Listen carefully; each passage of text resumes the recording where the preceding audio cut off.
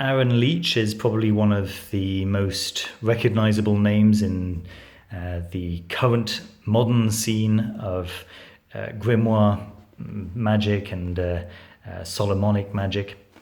He's been several times on the Glitch Bottle podcast, and in fact, the contributors that he's managed to put together for this fantastic volume, Ritual Offerings, the majority of those contributors have also been on the podcast, or at least been mentioned on that podcast.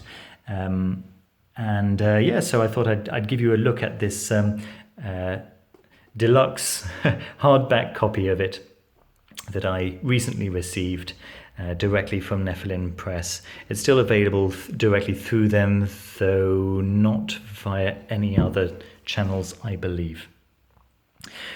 First of all, a quick look at the cover. The this leather part is absolutely fine. I like it. I generally like the design. In fact, it's one of the things that made me look at it in the first place. That spine looks really quite cool on the shelf. However, so this is the circle that's found in Peter de Barno's The Heptameron, and I can understand why it was put why it was stamped crooked. You know, it's a design choice. It just wouldn't have been mine. It feels a tiny bit disrespectful, but each to their own. Another thing that I would probably have done, I don't know, who am I to say that I would have done it differently? I'm not the one who made it, I mean, absolute respect to Nephilim Press for having had this idea in the first place anyway. However, if I just do this, listen, that might not be the sound that you would expect from regular fabric, from regular cloth. In fact, it feels quite plasticky. It feels like nylon that has been melted. And that's probably exactly what's happened. This design has probably just been pressed with some heat, which results in, let's be honest, great pictures. It makes for very, very nice first approach. It's an attractive book. There's no question about it, but it feels a little bit tackier than it should at the price for which I bought it. It's not the most expensive of books that I own, but it's certainly not cheap. Okay, on the inside, once again, with this this tattoo style art, which I've already had a rant about when I reviewed Frater Rufus Opus's 7 Spheres book. I'm not a fan. I think it's very beautiful. I think it's just out of place. I don't think this is the right art for this content. I think this is fine for Dungeons and Dragons, not for ultimately something to do with divinity. Right. Okay, so that's my personal opinion. And finally, my I've still got 2 more gripes. First gripe out of my last 2 is that this hardbound edition is limited to 900 copies. This one being number 935 out of 1,000. And when all the other publishers manage to hand number their books, this just looks awful.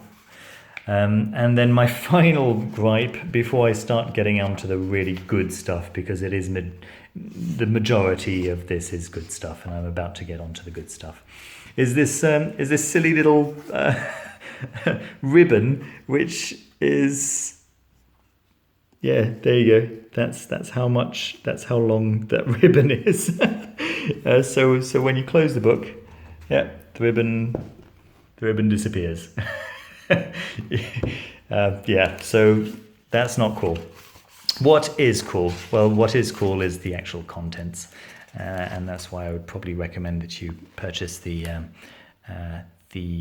paperback edition, unless you really love the look of this, which I could certainly understand that. I certainly liked the look of it myself until I got a closer look. Okay, let me show you the authors that Aaron Leitch has managed to assemble.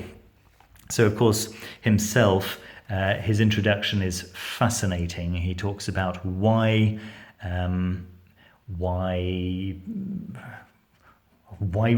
offerings. What's the point? Traditionally, people tend to think that an offering is a form of worship. Well, it certainly doesn't have to be, according to Aaron Leitch.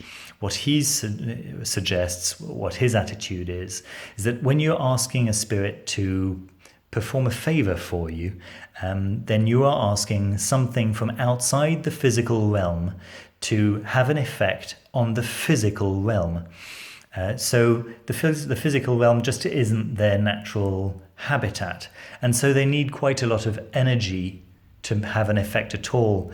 And so making an offering, and this is usually going to be some kind of food. It might be water. It might be a smell. So incense or perfume or something like this, or just the smell of cooked food. But that's the kind of thing that are generally offered. Then the spirits are able to then use that energy, or rather the essence of that energy, or the version of that energy which is useful to them on the spiritual level, to then come into the physical realm and have an effect. And then after this introduction, he goes into his Liber Donarorium, the Book of Offerings, where he goes into detail into what is an acceptable offering, what are the basics, what should you know, what can you offer to any spirit regardless, how can you know what time of day or what day to offer what to whom, and so on and so forth. It's very complete and fascinating to read. Then there is the following books are similar things, basically. Some of them are more practical. Some of them are more they give you an idea of their own experience, how they got into ritual offerings in the first place, what they do, and then they'll give you some guidelines and so on and so forth. So you have this basically generally by Zadkiel, by Brian Garner, Frater Ashen Shassan, who makes regular contributions to the Glitch Bottle podcast, Brother Moloch, Frater Rufus Opus, Denise M. Alvarado, Jason Miller, Nick Farrell, Sam Webster, Chick Cicero and Sandra Tabitha Cicero, who of course are the current managers of the Golden Dawn tradition, and Gilberto Strapazon. Very, very interesting stuff. There aren't really there are a few pictures, there are a few photographs. Really depends on the author. Some of them have chosen to include some interesting pictures. This is by Jason Miller, who is talking about offerings in Tibetan Buddhism. So yeah, these different authors are talking about offerings in different contexts. Let me see.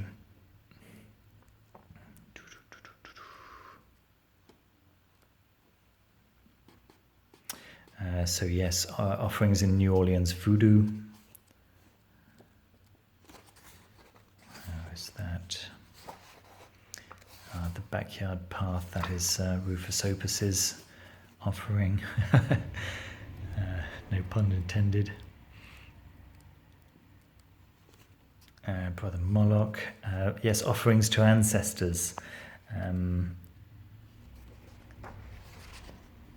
And yeah, pictures of altars to give you ideas of what might be appropriate, and depending on the outcome sought.